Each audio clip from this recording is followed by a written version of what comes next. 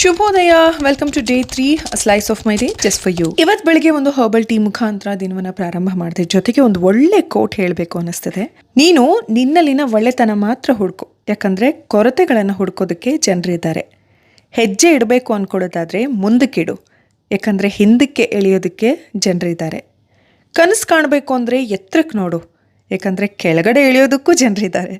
ಇಂಥ beautiful coat ಅಲ್ವಾ? So ಆದಷ್ಟು ಬೇರೆಯವರು ಏನು ಅನ್ಕೋತಾರೆ, ಏನು ಮಾತಾಡ್ತಾರೆ ಅನ್ನೋದನ್ನ ಯೋಚನೆ ಮಾಡೋದನ್ನ ಕಡಿಮೆ ಮಾಡಿ ನಮ್ಮ ಬದುಕಲ್ಲಿ ನಾವು ಹೇಗೆ ಉದ್ಧಾರ ಆಗಬೇಕು ಅನ್ನೋದನ್ನ ಯೋಚನೆ ಮಾಡೋಣ. ಬಟ್ ಅಫ್ಕೋರ್ಸ್ ನಮ್ಮಿಂದ ಬೇರೆ ಯಾರಿಗೂ ತೊಂದರೆ ಆಗದೆ ಇರೋ ಹಾಗೆ ನೋಡ್ಕೊಳ್ಳೋದು ತುಂಬಾನೇ ಮುಖ್ಯ. ಇದೆಲ್ಲದ್ರ ಜೊತೆಗೆ ನಾವು ಶಕ್ತಿವಂತರಾಗಿ ಬೇರೆಯವ್ರಿಗೆ ಸಹಾಯ ಮಾಡಿದ್ರೆ ಈ ಬದುಕಿಗೊಂದು ಅರ್ಥ ಕೂಡ ಸಿಗುತ್ತೆ. ಏನಂತೀರಾ?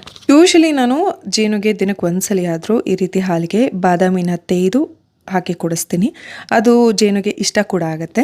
ಇನ್ನು ಬೆಳಗ್ಗೆ ಎದ್ದ ತಕ್ಷಣ ತಿಂಡಿಗೆ ಏನು ಮಾಡೋದು ಅನ್ನೋದೇ ಎಲ್ರಿಗೂ ದೊಡ್ಡ ಕ್ವೆಶನ್ ಮಾರ್ಕ್ ಅಲ್ವಾ?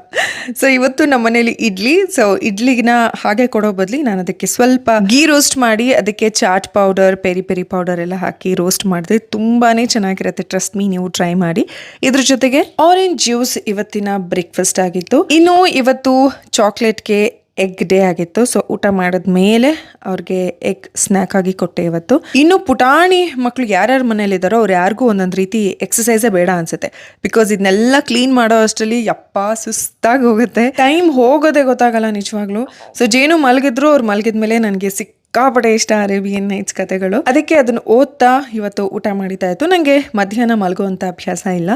ಬಟ್ ಇವತ್ತು ಮೀಟಿಂಗ್ ಕೂಡ ಇತ್ತು. ನಾನು ಇಶ್ಯೂ ಹೋಗಿ ಮೀಟಿಂಗ್ ಕೂಡ ಅಟೆಂಡ್ ಮಾಡ್ಕೊಂಡು ಬಂದ್ವಿ. ಆ್ಯಂಡ್ ಸಿಗೋ ಚಿಕ್ಕ ಪುಟ್ಟ ಟೈಮಲ್ಲೇ ಎಡಿಟಿಂಗ್ ಮಾಡ್ಕೋತಾ ಇದ್ದೀನಿ, ಚಿಕ್ಕ ಪುಟ್ಟ ಬೇರೆ ಬೇರೆ ಕೆಲಸ ಮಾಡ್ಕೋತಾ ಇದ್ದೀನಿ. ಆ್ಯಂಡ್ ಈವ್ನಿಂಗ್ ಜಿಮ್ಮಿಗೆ ಹೋಗಿದ್ದಾಯಿತು. ಇವತ್ತು ಕೂಡ ತೀರಾ ನನ್ನನ್ನು ನಾನು ಪುಷ್ ಮಾಡ್ಕೊಳ್ಳಿಲ್ಲ. ABC ಜ್ಯೂಸ್ ತಂದಿದ್ದೆ, ಅದನ್ನು ಕೂಡ ಕೊಡ್ತೆ. ಇನ್ನೂ ನಿಮಗೆ ಗೊತ್ತಿರುತ್ತೆ, ನನಗೆ ಗಿಫ್ಟ್ಸ್ನ ಕೊಡೋದಂದರೆ ಸಿಕ್ಕಾಪಟ್ಟೆ ಇಷ್ಟ.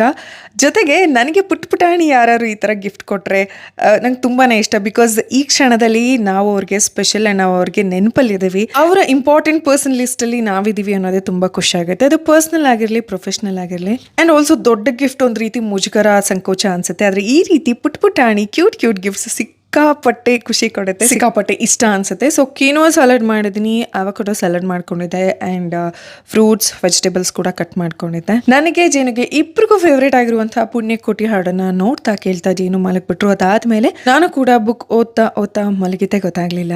ಎಸ್, ನನ್ನ ಇವತ್ತಿನ ದಿನ ಹೀಗಿತ್ತು. ನಾಳೆ ಸಿಗ್ತೀನಿ.